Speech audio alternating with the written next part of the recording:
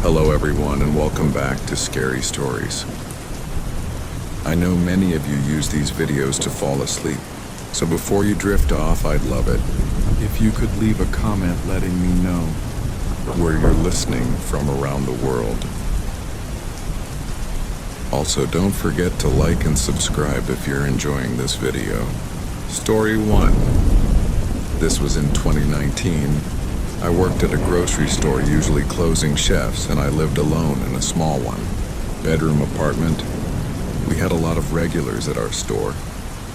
Customers that were common all the time, and usually around the same time as well. One of these customers was a guy that came in right before closing a couple times. A week nobody knew his name, but everybody knew of him. Because nobody liked customers that came in 10 minutes before the store closed. Usually being the only cashier, I'd be the one interacting with him. He was always a bit strange. He didn't talk much noise, had a tired look on his face. This night he came in as he always did, right before closing, grabbing a couple things and coming up to the register. I scanned everything he paid and he left. We didn't exchange any words aside from a simple greeting. 10 minutes later, I closed down the register and spent a few minutes cleaning up, clocking out, and leaving at 10:15. As I walked out to my car, I noticed the man was still in the parking lot. He was standing awkwardly outside of his car with his hands at his side, just looking at the store. I got my car and went home. I didn't have work the following day, so I stayed up a bit later than usual. I didn't get into bed until probably 1 a.m. Only moments after getting under the covers, though, a bright light glared into my bedroom through one of the windows. I thought it was a neighbor polling, and so I didn't really care about it. After a second, the light shut off, which unconsciously confirmed me that it was just headlights. I fell asleep only a couple minutes later. I woke up in the night to what I thought was my phone ringing. The way I woke up half asleep and in the middle of a dream, it was hard to tell what was real and what wasn't. I rolled my eyes and tapped iPhone on the nightstand. It was blank, no messages or phone calls came in. I wasn't sure what to think. I was going to just ignore it and go back to sleep, as I wasn't even fully awake yet to begin with, but the slightest thing caught my eye as I rolled back over. The bedroom door was barely cracked open, not even enough to let any light enter anything. It was just on, even with the door frame not latched shut. I always closed the door to my room, so seeing it not fully shut immediately woke me up. I got out of bed and walked over, pushing it closed to see if maybe it was stuck for some reason. It smoothly latched into the door frame, just like it always did, so there was no way I'd mistakenly left it open. I felt my body gets shaky, my heart was pounding, but even with everything pointing otherwise, I still try to convince myself that this was somehow nothing. I tried to think of any possible way that this was something to not worry about.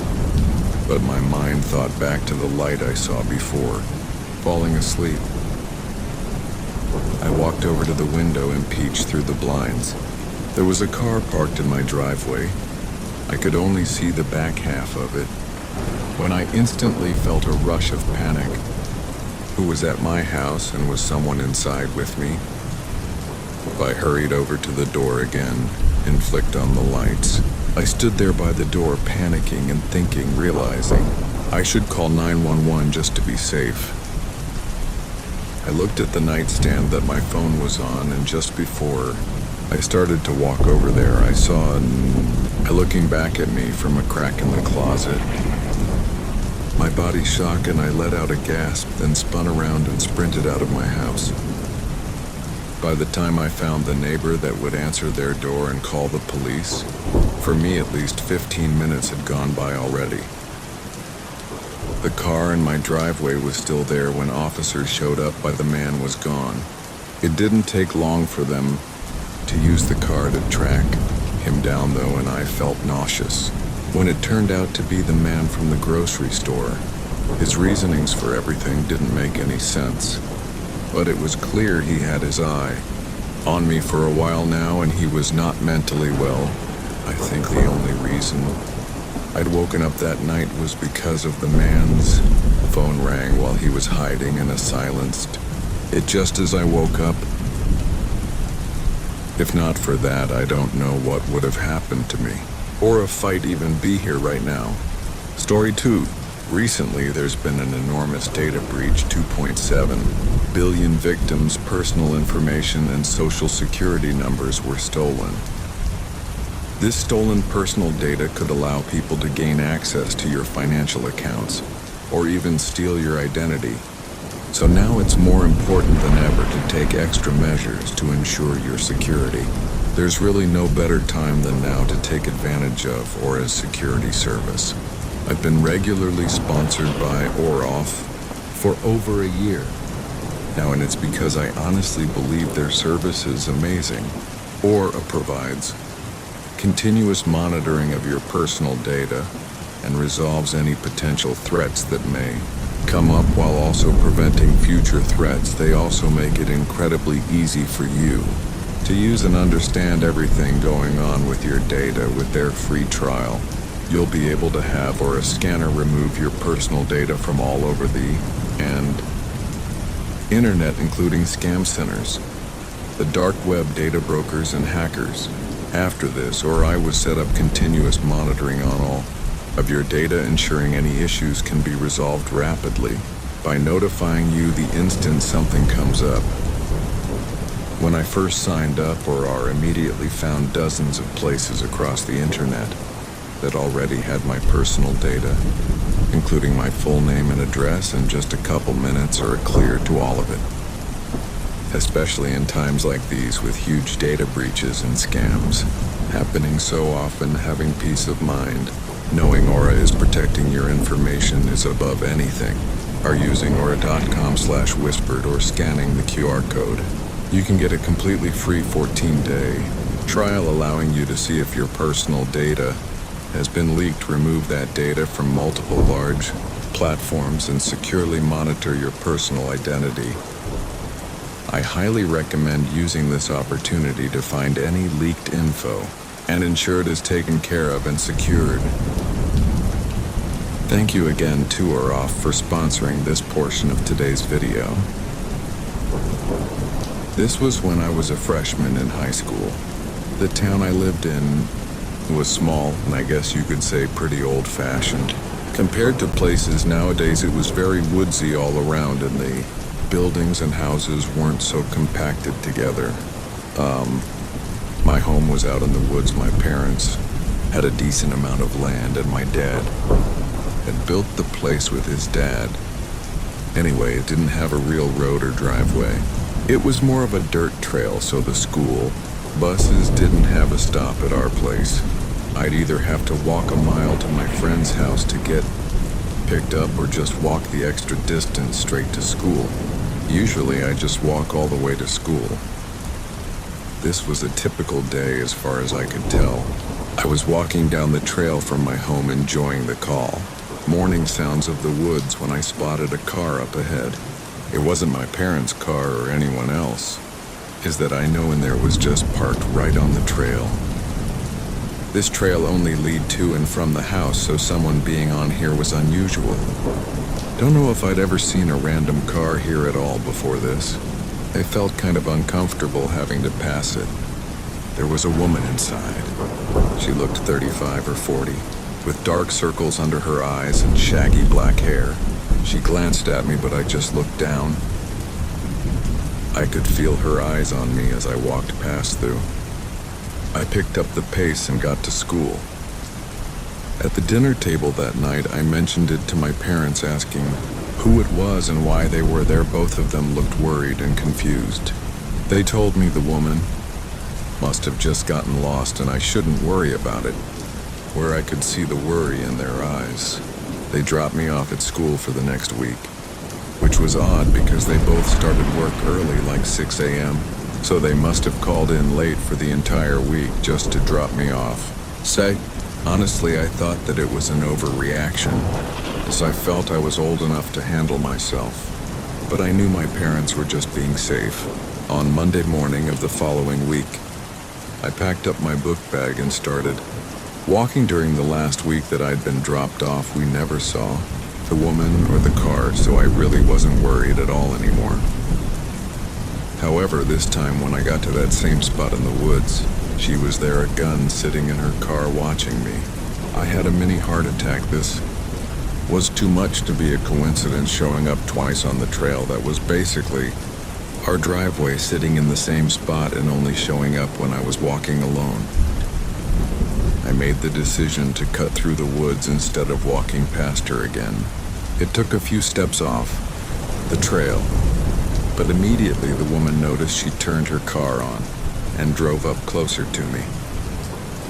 I pretended to ignore her, walking faster into the woods. I heard her car door open and her footsteps crunching on the leaves behind me. But then she called out my name, like my full name, in this really calm and loving voice.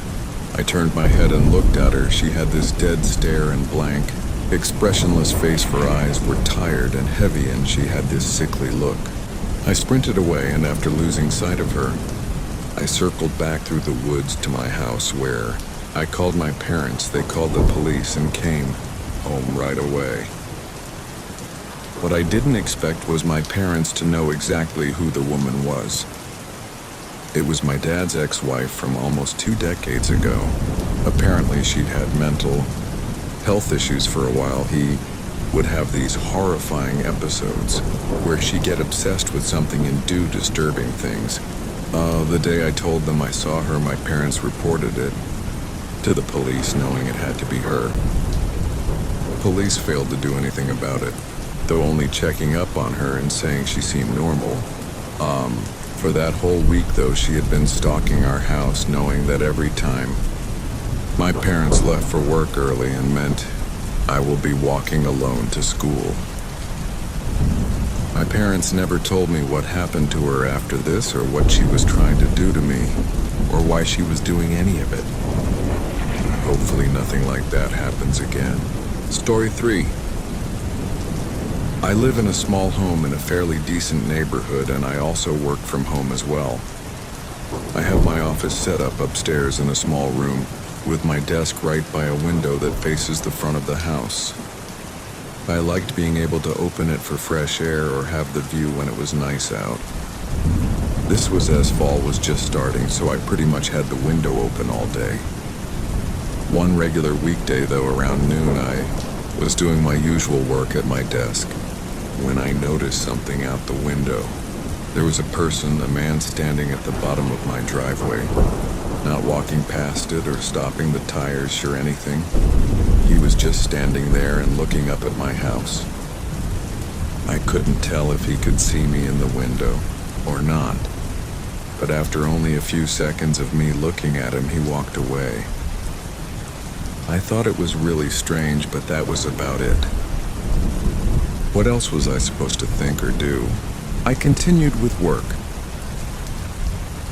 I did an occasional check out the window every now and again, but seeing nothing else, I wasn't too worried about it.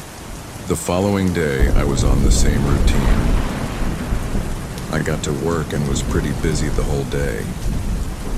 I had a lot of video calls with my coworkers. During one of these calls, I spaced out and happened to glance out the window again. That man was there, standing in the same spot at the end of the driveway and looking up at the house just like he was before. Something about this time was 10 times more creepy and eerie. Why the hell was he back here? I must have stared off at him for a while because one of my coworkers noticed I looked worried and asked if everything was okay. I said yeah and tried to refocus on the meeting. I kept looking back. So he was standing there for a minute, and I looked back again and he was gone.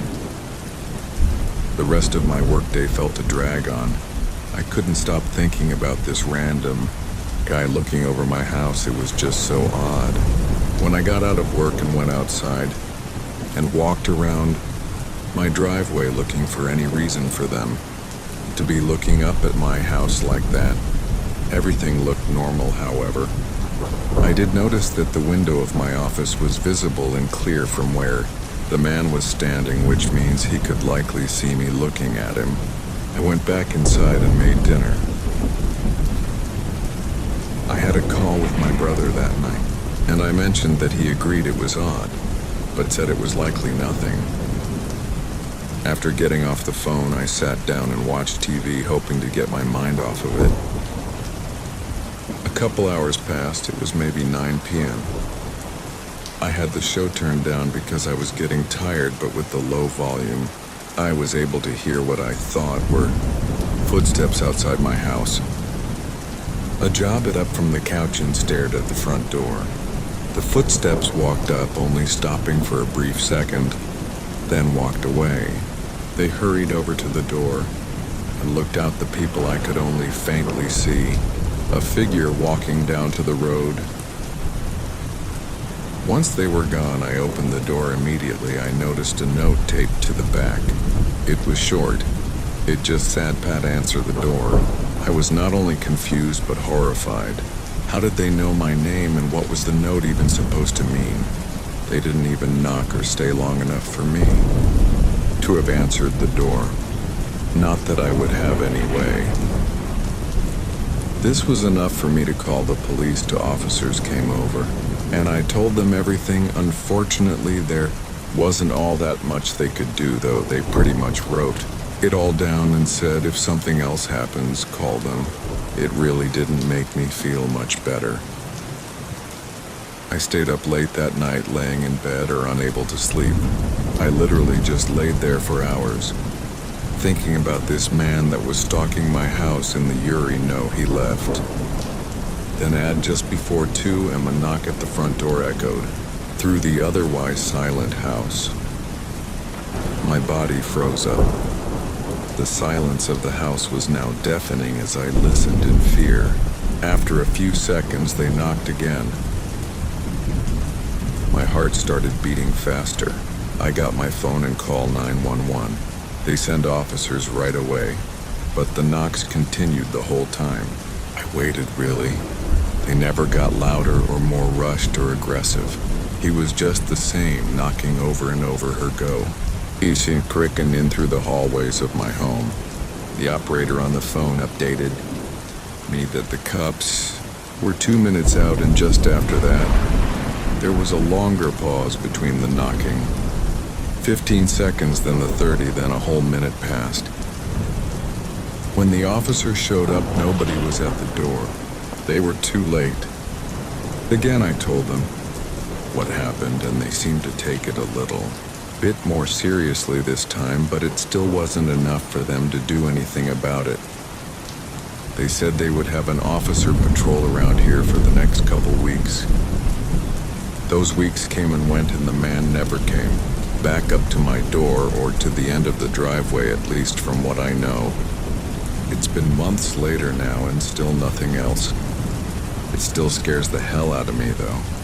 The thought of the creepy note telling me to answer the door, and then there being knocking at 2 a.m. is just terrifying. Then there's also the thought of them coming back lingering in my head. I don't know what they wanted, who they were, or if they're truly gone for good. Story 4. Last fall, I turned 16 and started my first job at a really small pizza place in my town. On it was a family-owned shop with only 5 or 6 people working there. I only got the job because my best friend also worked there. I was the delivery driver, though, and I only worked during the later hours since I had school during the day. It was around my 3rd week on the job that this happened. The night was pretty regular. It was slow both for deliveries and dining. It was slightly cold out, to which kept most people at home. Around 11, though, a call came in. My friend picked up the phone and put the order, and it was for a small pizza and a soda. So they quickly made it, and I hit the road to deliver it. The address wasn't too far, just 8 minutes away. But when I pulled onto the street, I immediately hit a pothole and realized that the whole street was cracked and full of potholes. It looked torn apart and completely uncared for our town. Wasn't exactly the nicest, but this was still far worse than most other places. I carefully drove down, avoiding any potholes I could see until I made it to the address. It was a 2-story wooden house. The house itself looked just as old and uncared for as the street, but strangely the yard was full of fresh flowers and plants that clearly had been tended to. I parked at the bottom of the driveway and grabbed the pizza and soda, then walked up to the front door. The wooden steps to the porch felt like they were gonna give out, and I got a weird sense of something unsettling. I glanced back in my car, seeing the dense woods behind it and realizing how isolated this place felt. I knocked on the door. Right after knocking, I could hear movement inside the house and floorboards started creaking. It was soft though, like they were walking lightly and slowly, but I could hear the creaking get closer and closer to the other side of the door until they were right behind it. I prepared myself for them to open the door by smiling and holding out the pizza, but they never opened dead after 10 seconds. I started getting uncomfortable. "Hello, I'm the pizza guy, just delivering your order." There was no response and no other sounds from inside. I could feel something off, so I backed up and walked off the porch. I took one look back, and when I did, I physically felt my body shudder. There was a man standing by the side of the house, staring right at me, looking like he was walking toward me, and I only just stopped once I saw him. He looked old and skinny, but had an eerie look in his eyes. I hurried back into my car, and the man didn't say a word and just watched me. I pulled out of there and drove back to the pizza shop. I didn't know what that was. My friend thought it might have been some kind of prank, but that man looked like he was way too old to be pulling something like that. I'm just glad I left when I did, because I don't know what would have happened if that man made it to the porch before I got out. Story 5. This was only a month ago. It was late September, and where I'm at, we were having a lot of rain. Pretty much every day it was pouring down. I work as an outdoor security guard for a warehouse on the outskirts of the city, so rain doesn't exactly make my job any more enjoyable. Luckily, the company I work for lets me stay inside on rainy nights, but it always made the shift go by a lot slower. Instead of getting to roam around outside the building, I just had to stand by the glass entrance doors and watch for anything. Anyway, this night I got in at 9, locking up the place after all the employees left. It was pouring outside, so I stayed in and stood by the door and honestly just tried to stay awake. There was nothing to say except rain and the occasional thunder and lightning. A few hours went by during that time. I just leaned against the wall and made a few trips to the bathroom. But then as I stood by the entrance doors fighting to stay awake, there was a deep creaking thud. It echoed through the whole warehouse. It sounded like bending metal, or maybe a heavy metal door scraping open it. Was enough to make the hair stand up on the back of my neck. I was sure it was nothing and just a creepy sound because of the circumstances, but it was kind of my job to check on these things. So I walked down the hallway and looked through each of the corridors. I'd never actually explored much of the warehouse. Since I was usually outside, all I knew of was the one main hallway that had 5 or 6 corridors, branching from it leading to large open warehouse areas. I looked down each of these until I got to the last one at the end. The door was cracked open. I felt that chill run through me, although I still didn't know if it was already opened or not. I walked over and opened it further. The whole room was dark. "Hello," my voice echoed through the otherwise silent warehouse. After a few seconds, I started to step back and close the door until I heard something in front of me.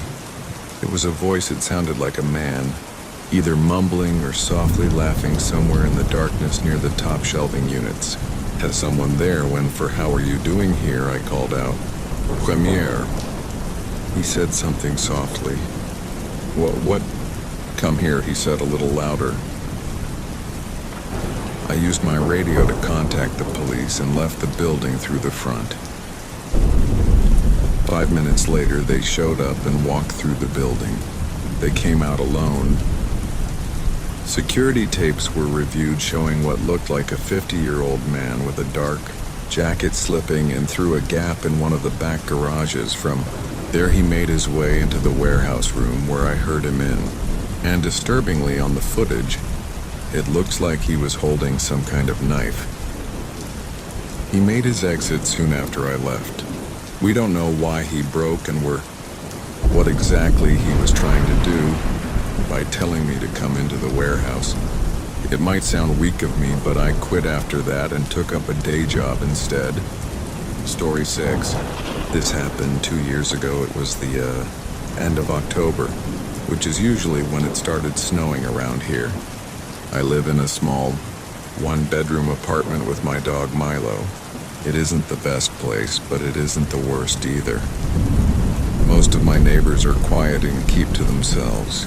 And being that the building was only 2 stories with 8 rooms, it wasn't all that crowded. Anyway, this night I'd gotten out of work at 6:30. I went home and took Milo out real quick, then made some dinner and sat at my desk to play some video games with my buddies. I stayed up a little later than I planned, but around 12, I finally got off. The sun had obviously set, and I hadn't gotten up at all during that time to turn on the lights in my apartment. So the whole place was dark aside from my computer screen.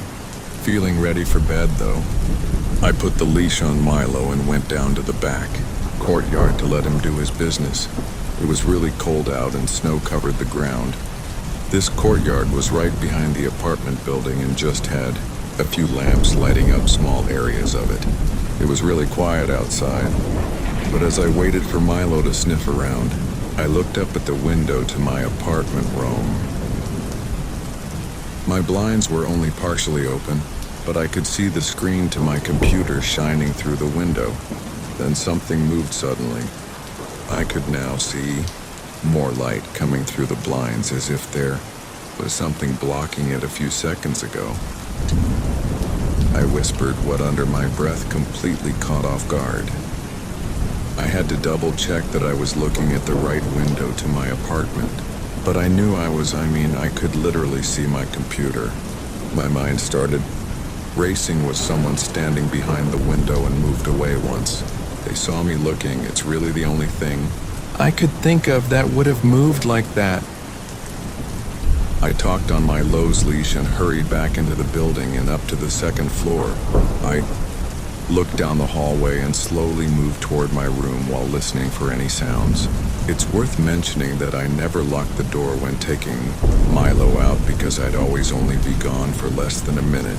It still seemed really unlikely that anyone would have just walked into my room though. I opened the door. At first everything seemed okay. The little doggy gate and I had by the door was still in the same position as it was when I left. I took a few steps inside. He was still dark, but the main room looked empty. I then turned and looked down the hallway leading to my bedroom. It was so dark that I couldn't even see the bedroom door at the end of the hallway. Honestly, though, I was starting to second guess myself at this point. Maybe I was just tired and overreacting, like it could have been that the AC turned on and moved the blinds a bed. I was about to walk down the hall to my room and just double check it was clear when I realized Milo was staying beside the entrance door. I looked back at home and he was staring down the hallway and began to grow. It was a low and quiet growl, and I've never heard him do before. I said his name, but he didn't even look at me. His attention was fixed on the hallway. I followed his eyes back down the hall, and only then did I start to see something at the end. In the pitch black, there was the slightest outline of someone standing, though the only thing I could clearly make out were their open eyes staring right into mine. My body jerked back and I instantly fled out the door. I ran to the front of the building and stood outside with Milo as I called the cops and waited for them. My heart didn't slow down until the police arrived. They went in and came out holding a guy in cuffs. The creep didn't even run away. Apparently had moved into hiding into my bedroom. When they found him, though, he was middle-aged, looked sickly. He refused to speak on why he was there. I think what still gets me about the situation, though, is thinking about when he entered my apartment. I took Milo out once when I got home and once before bed, and those were the only 2 times that I had the door left unlocked. I only saw him in the window before bed, but there's no saying. If that was the time that he initially snuck in, he could have been inside my apartment for upwards of 6 hours, hiding in my bedroom. Whatever the case, I was lucky to have Milo watching out for me that night, because it could have ended a lot worse if I didn't. Story 7. I was camping with a friend of mine in rural Washington. I'll call him Chase. We were way out at a camping spot and we found on a nap. It was the middle of fall, so it was pretty cold, but there's just no other time of the year that the force look. This God, the spot was empty too. It was just Chase and I, which made for relaxing time for us to catch up with each other. The first night we spent there went well. He got a little chilly while sleeping, while it was manageable. In the morning, we hiked up to a small nearby peak that had an overlook. The hikes took us around 3 hours, so we got back to our campsite at about noon. When we did, there was someone else there. He was standing near Chase's tent and kind of just looking at it. Chase called out and said hello. As we walked up, the guy turned and looked at us clearly a bit, startled for some reason, and instead of saying something, he just hurried away. If there wasn't already strange, it definitely was now. We both immediately went to our tents in check to fall. Our gear was still there, and if anything had been messed with, but neither of us found anything. Maybe we got there before he was able to take anything, but still, it was really odd week. Couldn't see any other reason for him to be here if he wasn't camping. We weren't really nervous, though both of us assumed that there was no chance the guy would come back. I mean, he looked terrified. When he saw us, however, we still played it safe and didn't want to leave our tents again, so we stayed in the area for the rest of the day. We had a few beers and just talked. And when the sun went down, we built up a campfire and made some smaller as we enjoyed our time around the fire for a couple of hours in the middle of one of our talks, though Chase had to take a leak. So he got up and went a little ways into the woods. I sat back, but only a few seconds later he came walking quickly into the campsite. "You have trouble out there." I joked there was someone there. I could immediately see on his face that he was clearly unnerved, quickly dropping my joking attitude. I stood up and asked exactly what he saw by Chase. Said he couldn't really see anything other than the outline of the man, he said. Said he wasn't very far, though it was definitely looking at home. This really freaked us out. They could have been watching us this whole time, and probably still were right now. Both of us went to our backpacks and got flashlights, but now he was gone. We went back to the campfire, but stayed on watch, checking the woods around us with our flashlights. Chase seemed to be sure that it was the same person. We sought our camp earlier, so why the hell did he come back? Both of us were pretty on edge. We discussed stiff, maybe we should leave even though it was dark out, maybe. It was safer just to get out of there. Chase brought up the fact that if the man wanted to rob us, he would have done it earlier, when we were gone, and he definitely would not have come back. So he thinks the man was up to something worse. Lower. We stashed everything in our backpacks, then stomped out the fire, and started back down the trail. For the first few minutes, we tried to hurry to gain some distance in case he was following us. On the whole walk back, we never caught sight of him. We thought we were in the clear, but when we made it up to the trail, head into my car, all the tires had been slashed. My heart sank as this basically confirmed that the man was probably planning to never let us leave. We were only just able to process the situation before we heard leaves crunching on the trail behind us. We jumped in my car and drove away without hesitation. I was able to get us out of the woods and onto the main road, destroying my wheels in the process. From there, we called a tow truck and the police. But they tried to search for fingerprints on the car to identify the man. But he didn't even try to break inside or even open the doors. He just slashed the tires. His intentions are still unknown, but I'm sure we can all assume the few disturbing likely outcomes that he had planned for that night.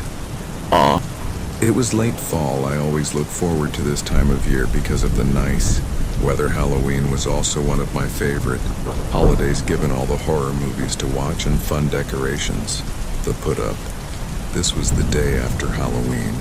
Though I had the day off of work, but I was pretty exhausted from a party I went to last night, so today I just wanted to relax and get a few things down around the house. My plan didn't exactly go as planned, though. I lay down for a nap around 2 o'clock and never set an alarm. It wasn't until there was a ring up my doorbell that I woke up. I groggily opened my eyes and looked at my phone. It was 9 p.m. I immediately sat up, frustrated at myself for wasting the whole day napping, but I was quickly interrupted by the doorbell again. I got out of bed and put a sweatshirt on and walked downstairs and up to the door. Looking out the people, I didn't see anything, so I opened the door. No one was out there. I did answer the door really late, so I thought they probably just walked away. However, just as I was closing the door, I saw someone. They were standing just 20 yards away, near a tree in my front yard, and they had a mask on, like one of those generic ones you could get at any Halloween shop. They were looking right at me, though. I thought it was just a kid playing a prank, so I just closed the door. I went to the bathroom and splashing water on my face to wake myself up, then headed to the kitchen to do some dishes and clean up. I was in there for probably around 10 minutes when I heard someone's voice. It was very muffled and from somewhere outside.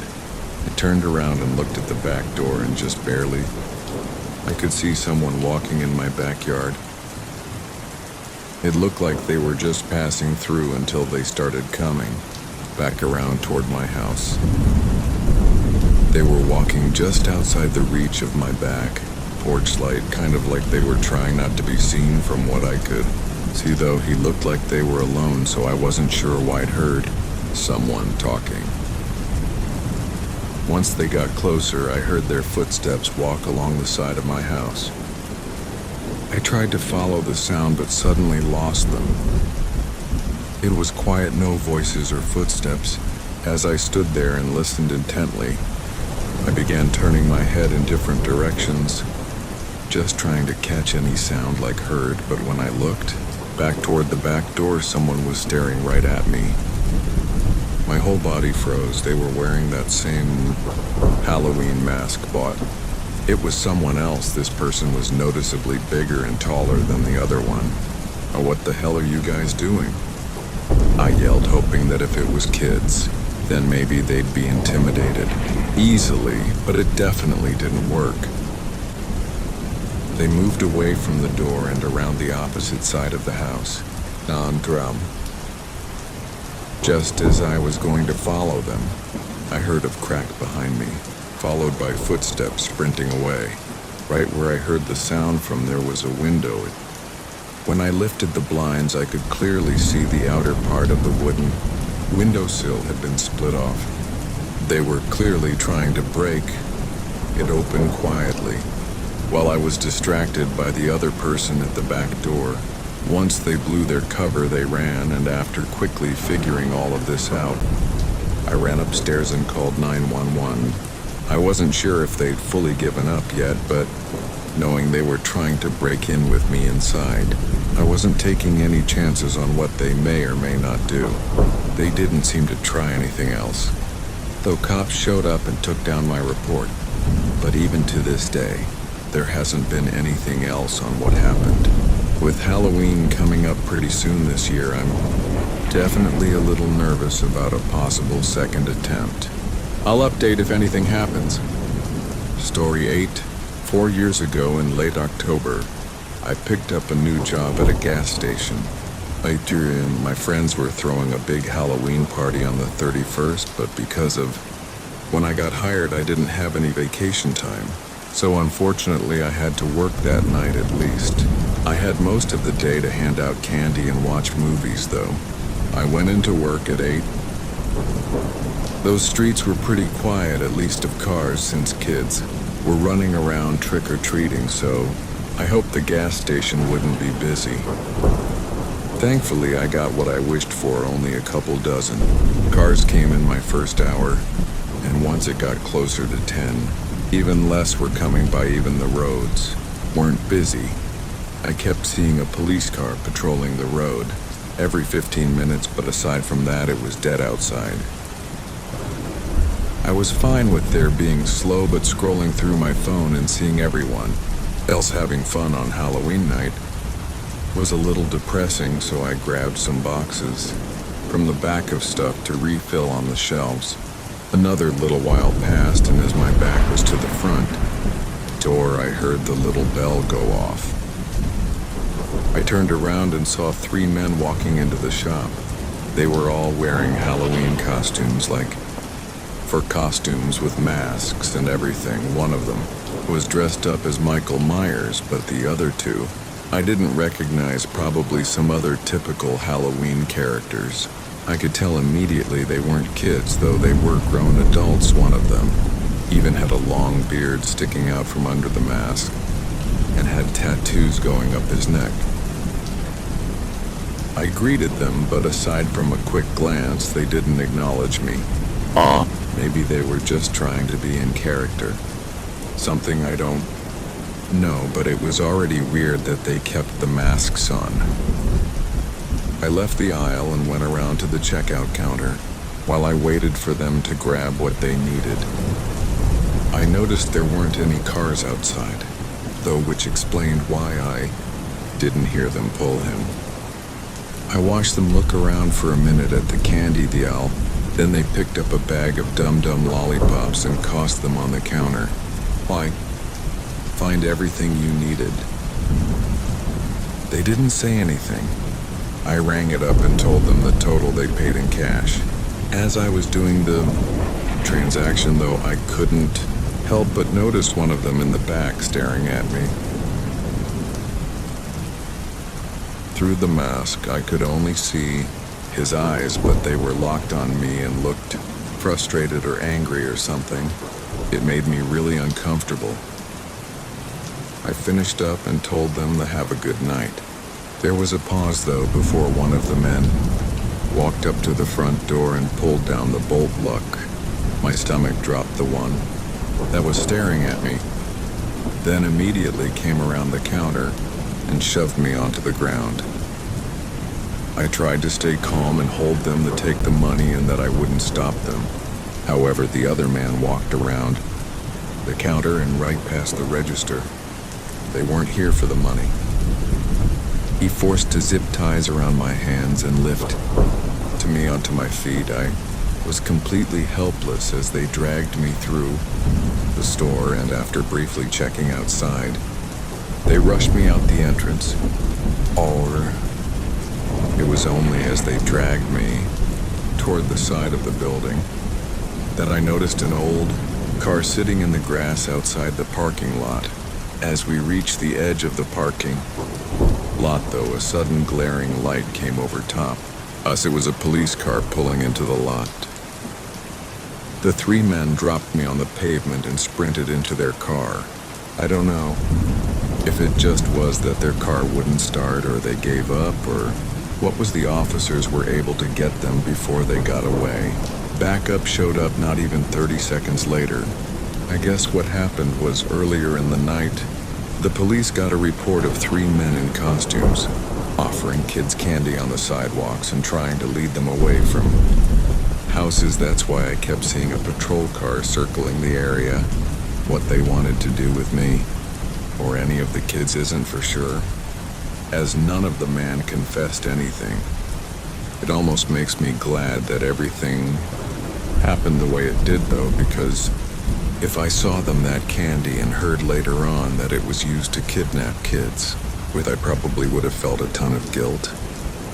Thankfully, it didn't have to go that way. Story 9. My grandparents live in a small cabin up in Alaska, so I don't see them very often. By last fall, I made the road trip up there in my RV just to visit them for the season. A bunch of other family members flew in as well. As we got into October, though, it started getting colder and the snow was supposed to be coming in, so I had to leave before the roads got too bad. The road that goes from Alaska and through Canada is famous for being extremely remote. There's no service along most of it, and it just goes through hills, valleys, forests, and mountains. Most people making the drive either sleep at the few truck rest stops or at public camping spots along the road. On my second day, I drove until 8 p.m. before finding a place to pull off for the night. It was a dirt road with a small spot between the trees to park and sleep at, I think. A lot of people might find it unnervingly to sleep in the middle of nowhere like this, but I did it pretty often. A mive, so I was used to it. I made myself something small that eats, then gotten bad, and turn on a movie to watch. It wasn't very long after I'd arrived, though, that I heard footsteps nearby. I sat up and opened one of the blinds, but I didn't have any exterior lights, so my view was have nothing but the pitch black woods. The footsteps sounded like they were from out there, but I couldn't confirm if who's a person or not. From what I saw when I pulled into this campsite, this was the only parking spot. By maybe there were more nearby that I didn't see. If it was a person, they had to have parked somewhere nearby, because there's no way they could have just been wandering around all the way out here. I thought about heading to the front of the RV and turning on the lights, but figured it best to just lay low. Maybe they didn't even see me here and were just walking back to their campsite, or again, it might have not even been a person at all.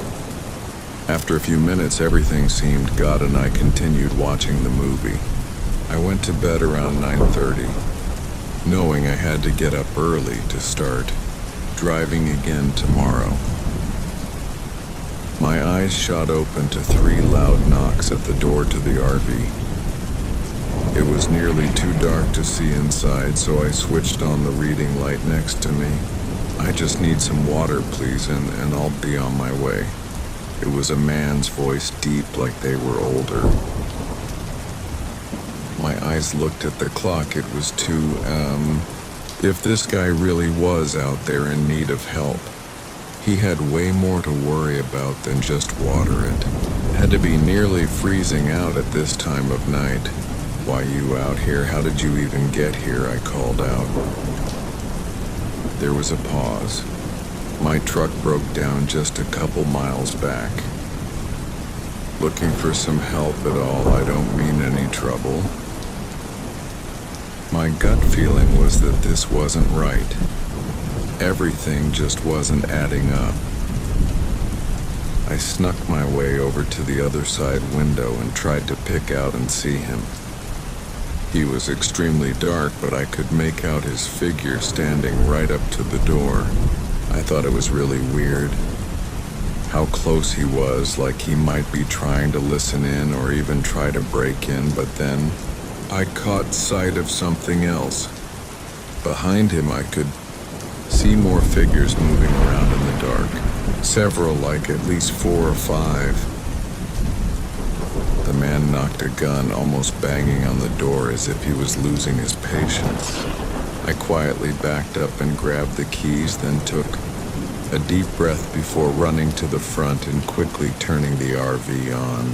As soon as I did, the headlights lit up multiple men in front of me, all looking mid-30s and 40s with scruffy beards and Reggie winter clothes. They started yelling at Day. I drove past them and circled back to the main road. I drove until I reached a gas station. While the time I had service and got police involved, it was far too late for anything to be done. What those men were trying to do is anyone's best guess. This fall I didn't make the trip up there, and I'm starting to doubt I ever will again. Story 10. It was mid-November.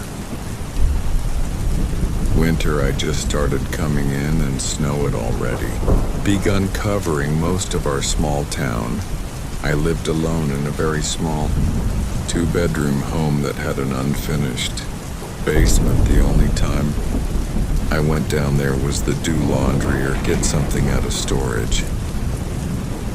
It was a Friday night, then it had been snowing a decent amount during my drive home from work. I had the next 2 days off though, so I was happy to get home and hunker down for the weekend. I got home at 7. I made dinner and watched the new episode of my show, then turned on YouTube in the background as I laid on the couch and sprawled on my phone. The snow must have picked up as I could hear the wind slamming against the house and making the walls creak. Sometime around 10, I got up to use the restroom. But as I walked down the hallway, I heard something below me. I immediately stopped, hoping to recognize it as just the house creaking, but it wasn't there. There was something moving around in the basement.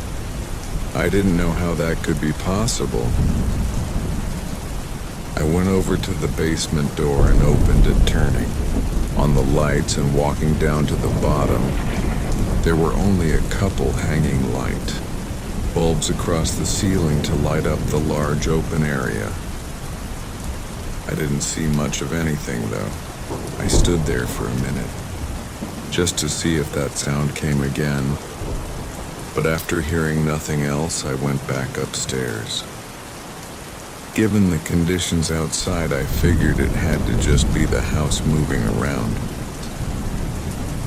I used the restroom and went back to the couch, however, only a minute later I heard it again. This time it was more clear. It wasn't a creaking sound, it was subtle, or thumps, like almost identical to what it would sound like if someone was walking around. I could feel my heart beat faster, but I still felt like there was no way someone could be down there. It just wouldn't be possible. I got up again and went up to the basement door.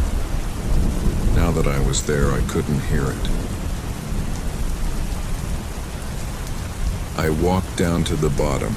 The sound of the wind was loud down there, so I wasn't able to hear anything over the low groan of the house. But on the cement floors there were shoe prints. They were fresh too, only showing because of the dusty layer that covered the floor.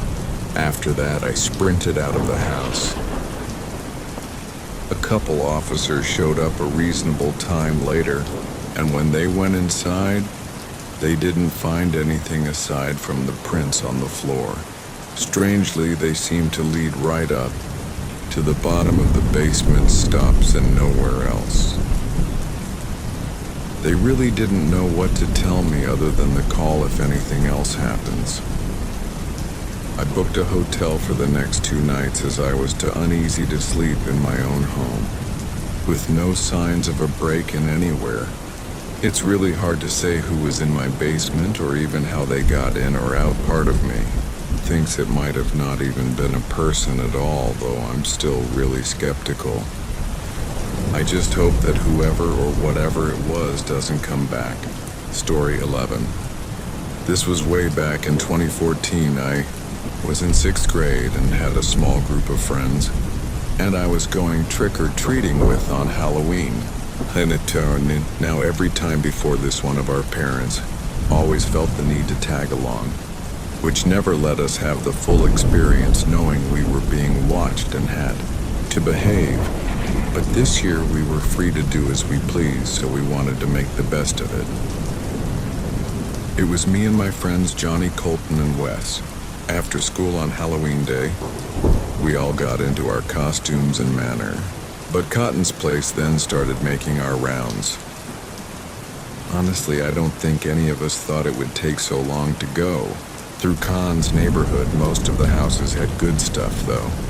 Even full-sized. Candy bars had some of them. It was about 8 o'clock when we made it to the other neighborhood. None of us had ever really been there, but it had even bigger houses that we knew had to have the best candy. It was pretty dark out now, and these houses were more covered by trees, so it probably wasn't a good idea to go there, but of course we still did.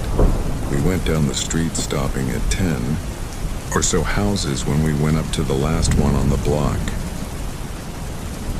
This one was noticeably more spread out further from the other houses, and that looked older, like it was probably there before all the other houses were built around that. Johnny wanted to skip it and turned the corner to the next block, as he thought there was something off about it, but the rest of us didn't listen. We walked up to the porch and rang the doorbell. They had a few carved pumpkins on their doorstep, so we thought they probably had stuff to hand out, but we waited for a good 30 seconds and didn't hear anything inside. So we started to walk off the porch when we suddenly noticed a person by the garage. He was walking toward us. He was an older guy, maybe 50, and he had a big smile. If you'll wait just a minute, I can get your from handy. I just picked up more from the store. We never saw him Poland though, and he kind of seemed to come out of nowhere. We said it was okay and that maybe we'll come back around. His smile fell flat as we walked away. All of us felt a little weird after that, so we moved on. To the next block, there was something about that guy that was just creepy. All of us felt it too, which made us feel like there might have actually been something wrong with him. We went up to a few more houses though while I was starting to get really dark out, and we decided to head back to Coltrane's place to spend the rest of the night there. Instead of going back the way we came, we turned down the next street that was in the direction of the main road. This one only had a couple houses on it, and the rest was just forest there. Weren't even many lights on the road. I think all of us were a little uneasy walking down there, as most of us had even stopped talking. Then out of nowhere there were footsteps beside us coming from the trees. That guy came walking up to us. He had that creepy smile again and tried waving at us as he made his way through the Russian trees and onto the road. The of us backed up as he started talking. I didn't even hear what he said before he lunged toward Calder. Somehow he didn't get home, and all of us sprinted away before anything else could happen. We didn't stop running until we got to the main road.